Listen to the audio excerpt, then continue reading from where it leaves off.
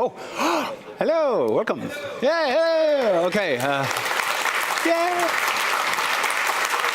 Thank you. Welcome to the Principles of Animation. My name is Hjalti Helmason. I have about 40 minutes worth of material that I have to do in about 20 minutes, so let's do this. So I'm an animator. I don't have time to show you my actual showreel, so just believe me. This is kind of a collage of the past 3 years different shots that I worked on. Anyway, this is Frank and Ollie, so like Disney legends back in the day. They are two of the 9 old men. And in 1981, they published a book that is kind of this compilation of things they learned from like way back when, like in the 30s or whatnot. And this kind of compilation consisted of a lot of different concepts. And there's this famous list that you can find there called like the Disney's 12 basic animation principles. It's a list, of course, because humans love to make lists. And the number in which it's put there, it's a little bit nonsensical because it's not like if you learn this thing, you need to learn first squash and stretch or whatnot.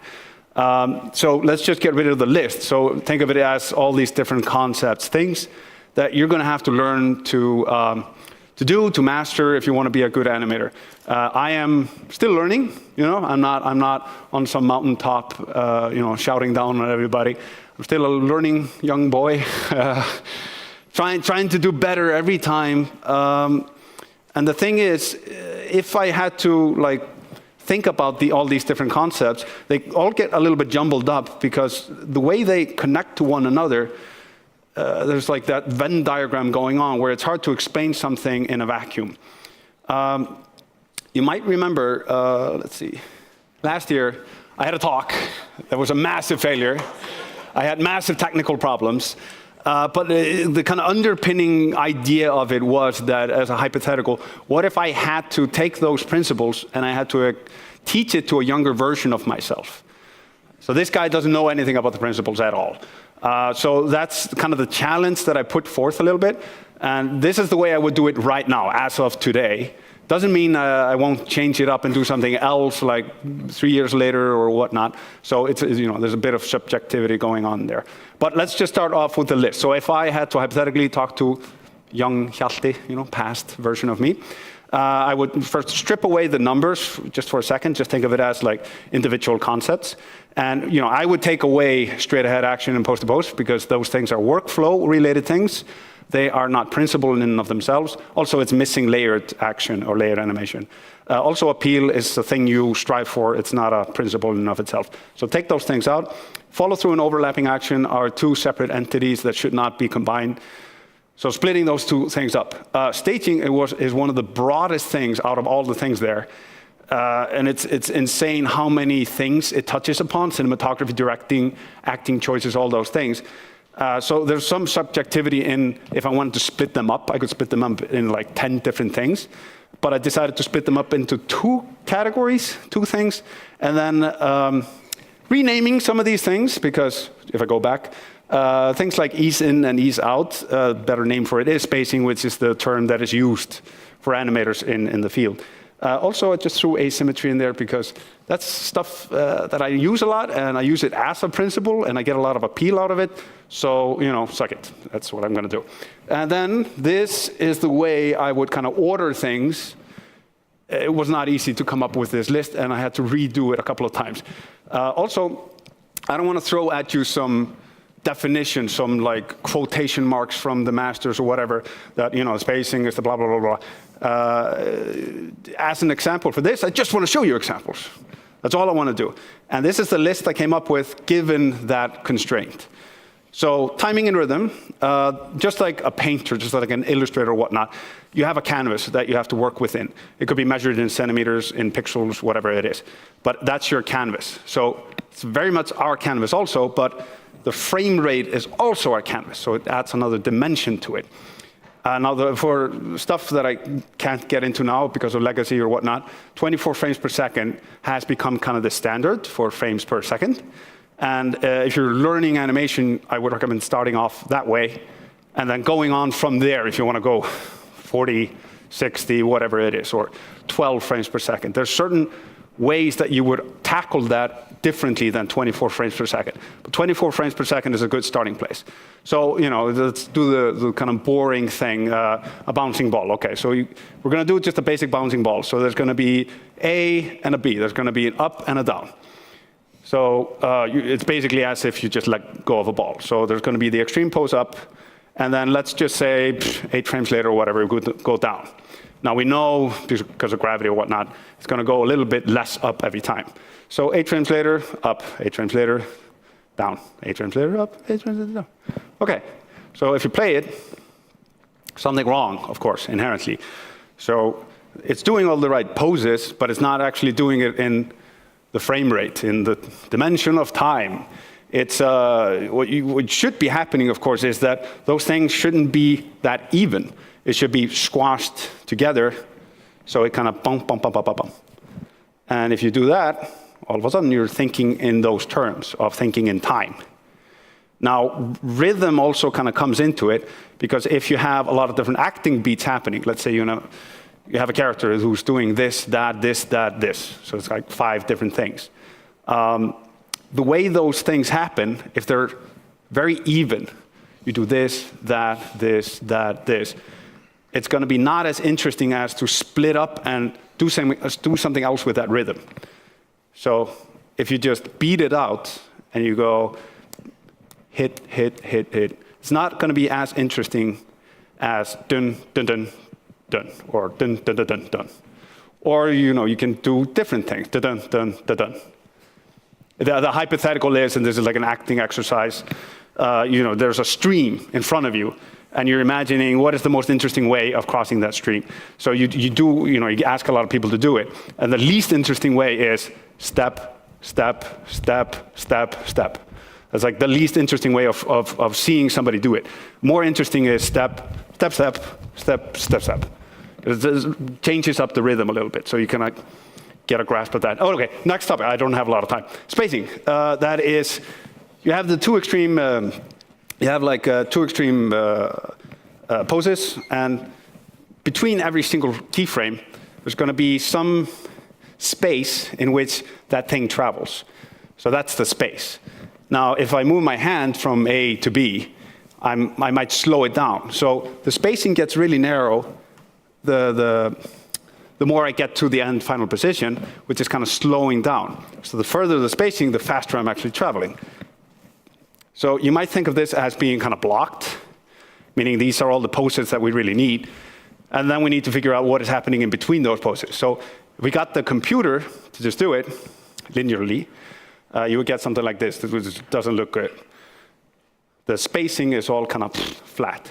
So if you just kind of look at what is happening there, and I put like lines there just to indicate where's the kind of center of mass, it's putting a breakdown straight in the middle. And then, of course, there's going to be a second breakdown. It's also in the middle. And then you have some in-betweens. It's all exactly the same space. But what if you just splined it? It looks a little bit better at the top, feels a little bit more natural. But of course, it gets all wonky and looks kind of weird. So if we just look at that, it's going to be exactly the same way. There's going to be that breakdown in the middle. And then it's favoring the beginning pose and favoring the end pose. Now, these two versions are examples of spacing, different spacing. But they're automatic. They're given to us by the computer. And we need to do something more intellectual, I guess. We need to come up with what should the spacing be. So if I take a ball and I drop it, it's going to favor the topmost part. So I'm going to do a breakdown there. I'm going to favor the first part. And then I'm going to do another breakdown that favors it. And then the in-betweens. And then it looks better. Next topic, squash and stretch. Anything can be squashed and stretched to a certain extent. I mean, if it's a bowling ball, then maybe not. But maybe you're exaggerating it. Do a little bit of it. But you need to remember it's squash and stretch. It's not squash or stretch. By that, I mean, you don't just take whatever it is and just scale it down and you're done. It's scale down and scale out. So it always keeps the same consistent shape or volume, if you will. You can push this further, of course, and it always should feel like it's the same density going on. So you don't want that. You don't want just scaling down, scaling up, because then it starts to feel like, if you just imagine a liter of volume of something, it just feels like it's losing mass and gaining mass. So out of the example that we just did, how do we apply that to this? So we have exactly what we did now. We take the pose where it kind of pushes down, hits the floor, and we just squash it down and stretch it out. And then the one just before that, that's the one where it has gained the most amount of momentum. So we do the flip side to that, exactly the opposite. And on the way down, it's gaining that momentum. So all the other ones need to kind of go into that. And then it looks kind of nice. Next topic, arcs. Let's say we have exactly the same thing, but now we have the ball and we just want to push it, give it a little bit of a nudge in that direction. Okay, so now we kind of just have the blocked version of it. We have where it goes up, where it goes down. It's all the same thing, but now it's just pushing it to the side. So here are all the different extreme poses. The thing is, you might take what you just learned and apply it to this and go, okay, draw straight lines, figure out the spacing, the breakdown. But the problem is you're doing straight lines when it should be an arc, because the momentum in one direction is not necessarily going to affect anything in the other direction. So if something's dropping down and you push it, that push in that direction is going to be exactly, it's physics, it's basic. Okay, keep on going. So it looks more appealing, looks cool. There's something wrong though. Based on what we just learned, we did the squash and stretch, it's happening, but it looks weird. It's because the squash and the stretching should always be in the direction in which things are happening. So just by tilting it, because now we're kind of going in this tilt, yeah, just follow that. Okay, that looks better. It's subtle, but it's better. Any given, like this failure here from last year, he's moving. And if you pick any point in his body, he's moving in arcs. And if you forget that and you're animating a character, he's going to feel like kind of rigid and stiff and weird. And I am actually a little bit stiff there. Anticipation, next topic. Let's say everything's the same, except like we have the ball and it's going in one direction now. I guess it's flipped that direction. But we're going to start from the ground. So what happens when we start from the ground? It looks like somebody just kicked it. It came out of nowhere. Like there's a lot of energy that got exerted, but it came out of nowhere. So we're going to squash it down first, and then we're going to go there. So this is all about winding up. If I want to throw this thing, I'm going to go back and then throw it. So this is the anticipation, and this is exerting the force. It's like coiling a spring and then springing or whatever it is. This gives inanimate objects a lot of agency, so be aware of that. So if I have a ball and I drop it and it just bounces down, you won't think that ball is a human being or a person or a character. But if you do something like this, now all of a sudden that ball wanted to jump. So there's a certain level of agency that the viewer is going to give it to it. Next topic, draw and follow through. So imagine that I have a yo-yo, and and it's not actually spinning, but it's kind of on the string. And I want to go here, and I want to stop. So if I start going, that yo-yo, it's basically inertia. That yo-yo wants to stay put. So it's like an annoying toddler that doesn't want to do what you say you want to do. So you go, and the toddler's like, no. And then it'll drag along finally with you, but at some point you stop, and you're like telling the toddler stop, and it's like, no, and it keeps going. So this is the drag, where you have to drag that toddler around, and then when you stop, the toddler's going to do that follow through. So there's not necessarily a lot of agency in it, but it's basic inertia. So here's what it looked like with nothing animated at all. So I gave this ball a little weird pink ponytail thing. So let's say the ball is pushing up, but instead of just having it do nothing, it's actually wanting to be where it used to be, so it's dragging behind. Same way, if it reaches the top, it reaches usually kind of an equilibrium, and then on the way down, it wants to be there at that equilibrium. So it's like, no, I want to still be up there, and it kind of drags behind. That is drag. But the follow-through is when you, as the ball, hits the ground and wants to go in another direction, that little annoying toddler keeps wanting to go in the same direction it used to be in. So it kind of pushes down when it should be going up. And that's it. Asymmetry. copy-pasted exactly the same thing, the ponytail thing, but now it's kind of like bunny ears. And this guy's just kind of jumping up and down. Easy peasy. Problem is, it's very symmetrical. And like, if you thought of it very objectively, this is fine. It does what it should be doing. But if you gave it asymmetry, then it's more appealing. So like you strive for that appeal. And this is not just in the first posing or the last posing. This is like throughout the entire animation. You're making sure that they're behaving differently. This also applies to poses. This applies to, I mean, all of these things. I'm really breaking it down to the bare bone basic levels. And everything applies to bigger ideas. So it applies to posing, for example, and facial expressions. In this case, you have exactly the same, well, pretty much the same facial expression, but the difference is I went in there and I tweaked a lot of these different little bones to give it that asymmetry. So if I just flip it, just something a little bit more appealing about it. Next topic, overlapping action. This is not to be confused with follow-through or secondary action, but I'll talk about that later. The ball has now graduated in becoming a ball boy. Yeah, sure, why not? And if I pose him in a pose, so this is pose A, and then I want to end him in a pose B, so there's another pose there. And if I just, out of these two things, out of these two kind of extremes, if I just made everything move at exactly the same time, it would feel weird. It would be like, so like all these different body parts, all this stuff would just flow, like start and stop at exactly the same time.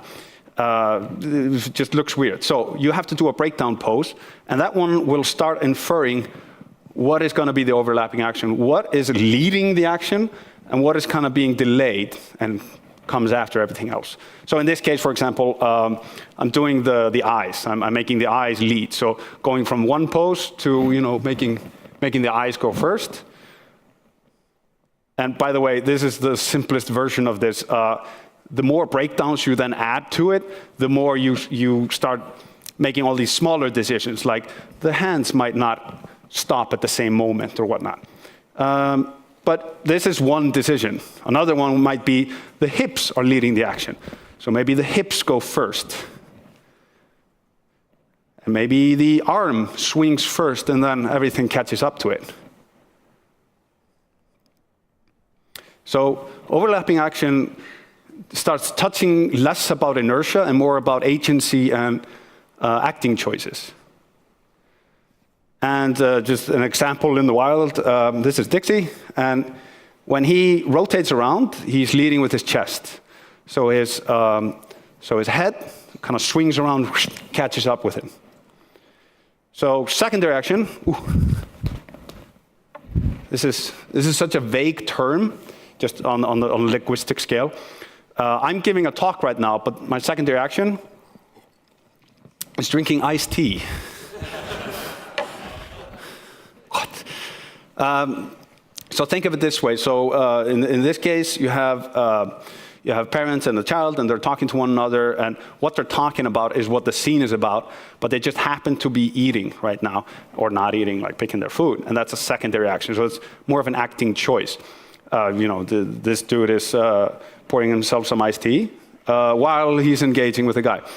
And the cliche, the cliche that will stick in your mind is actors using cigarettes. That is the cliche, because it can be kind of a crutch to an actor. So they're giving a performance, and they might give a performance where it just happened to be smoking. It doesn't really interfere at all.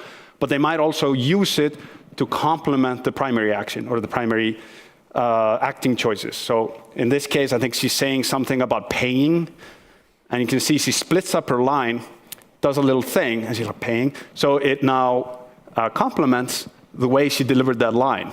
By the way, a secondary action doesn't always have to be something like the primary one is they're talking, and the secondary one is like a thing they're doing. You can be like dancing on a dance floor, and you happen to be smoking. So like you're dancing, and the cigarette is there, but it's not the main thing. But you might be a smoker that hasn't smoked the whole day, and you're like a heavy smoker, and it's all about the cigarette. But you're on the dance floor, so you're like smoking, but you just have to be dancing because so now you flipped it around. So acting choices. Anyway, exaggeration. Everything I just told you about, it can be pushed further. So squash stretch, you can push it further. You can take arcs and you can make them more extreme and push them further. You can take timing, rhythm, and just ramp it up. Usually you take poses and you ramp them so far that they break, like they don't make sense anymore, and then take them back.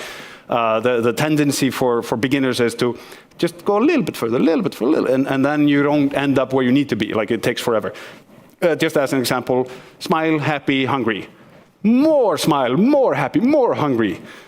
This also has to do with, like, if you do a breakdown pose or whatever, maybe it's leading with the hips, but maybe it's really leading with the hips. You just push it further. Next topic, consistency. This applies to, like, the world, the characters, the animation style also. So if you have a character, it's very important. I mean, this is why they do model sheets, for example, so that Cinderella is the same one from this shot to the next shot. Otherwise, you're like really confused, like who had the slipper, who had the glass shoe. I don't understand what's happening. So you do these model sheets, and you make sure. It also depends on a lot of variables, like from what angle are you seeing the character. But this also is a broader thing, because if you have even the same intellectual property and you're animating, the top one is from 2014. I animated that one, and I animated the bottom one from 2016. It's the same guy, and he's searching for things or whatever, but it's different animation style, and you can see it. And I'm not just talking about the character design, but the animation style itself. Though they would not belong together in the same world. So there were choices being made deliberately, and then you have to stick to those choices and work within those boundaries. So, maybe stuff like gravity is not a thing, when it serves the purpose of a joke, So you can't take things for granted. Next topic. This is such a freaking big one, but just as an example. So, like, here you got Agent 327. You got a shot where Boris, the big white guy, he just got punched, and he fell on a dresser. And on that dresser, there's going to be a figurine holding a razor blade, and he's going to notice it. He's going to take it up, and he's going to start using it into the fight. Okay. Let's just talk about the elements that are there. So there's kind of a foreground element going on there with a bust. There's the little figurine. There's Boris, of course. There's the agent, and then there's background stuff. Sometimes that background stuff will interfere, but sometimes not. It's fine. So what if I think we can adjust this a little bit more. It looks actually kind of weird. What if we took the camera a little bit in, changed the lens, and moved it a little bit to the side? That already feels a little bit better. Now rotate Boris so it's facing us a little bit more. The figurine is facing him, which would be great if we saw things from his point of view, but we're not him. So, maybe turn it around so then we have a nice silhouette of that figurine. And right now, it's kind of in his nose, so let's push that to the side. And the agent is kind of coming out of the frame, so let's push him back. So, yeah, now we got our frame. It took a while. And it's the same information being relayed, but one is more appealing. This is the actual final shot, by the way.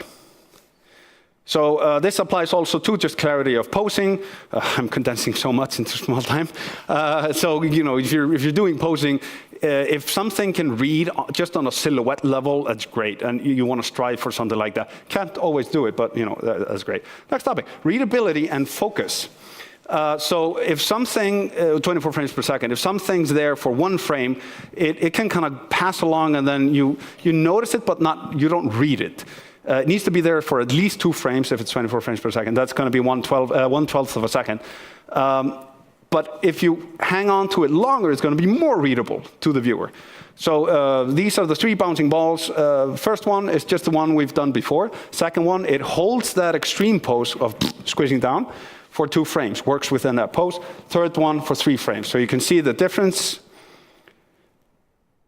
So if you want to emphasize that downward pose of that squashing, maybe you need to go with the 3 frames. But it is also if something's a bowling ball and something's a water balloon, it's going to be different. But that's besides the point. But maybe you are extending your plausibility of your world so much that you're kind of breaking it. In that case, you maybe want to hone it back down. So there's a lot of choices to be made there in just readability. This also applies to, like, if you're doing a walk cycle and you want to have a character that when you have the extreme pose of extending the leg, and then he's pushing his weight on the leg, if that straight foot pose is only 1 frame, then it's not going to be as readable as having it be roughly 2 frames working within that pose, and then you get that extra weight down on it.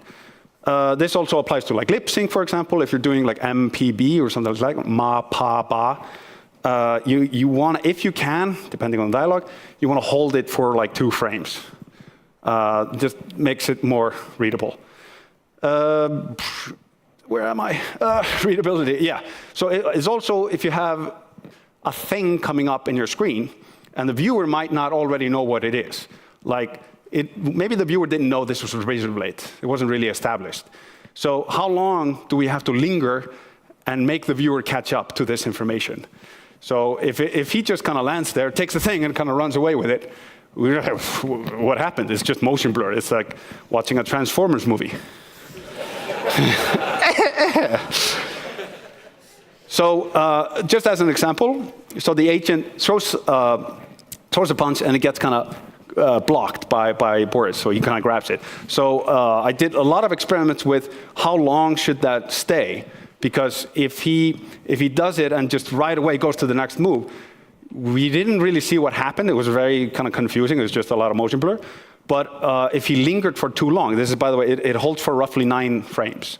If he started lingering a little bit longer than that, then it starts feeling like the agent is just punching, he got stopped, and he's waiting to be punched again, or whatever. He's not actually reacting to the situation. So there's this fine line sometimes where you want to push the readability, but not so far as to whatever the urgency of the scene is. Now, there's also the matter of focus.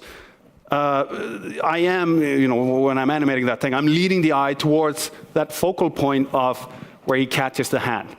Now, if something else happened on the right side of the screen, and maybe at the same time, you're going to be kind of distracted by that thing that happens on the right side. And your eye is going to be like, do I look here or do I look there? And that's going to be a problem, because if things happen exactly at the same time, and you won't have time to go back and forth and really read what's going on, then it's just going to be a missed opportunity. So, if you have any kind of a shot, there's only going to be one focus point that the reader, that the viewer is going to look at. And this might not be the best example, but it's one example at least. So, you're looking at the dog. Oh, a chicken comes in. Now we're looking at the chicken. And, the dog is laughing, and then the chicken is doing that thing. So it's not that he laughs at the same time as the chicken comes in. It's at least going, and that's where the rhythm thing comes in also. This happens, this. And I hope if I met my younger self here somewhere, this would be something that would be kind of helpful. And this is not, I don't want to put myself on any kind of a pedestal. This is something that is a bit subjective. Like, these are all principles that already exist, and I'm just rearranging them a little bit to cater somebody that might not know them in a way that I think makes sense. So I don't want to do the whole clickbaity thing of being like, these are the new principles. So maybe this is like the very subjective list of Hjalti as of 2017 right now, and it might change in the future, and everybody. So I'm going to meet a couple of you animators out there at the bar. You're going to punch me in the face for doing this. Anyway, so that's my thing. Thank you so much.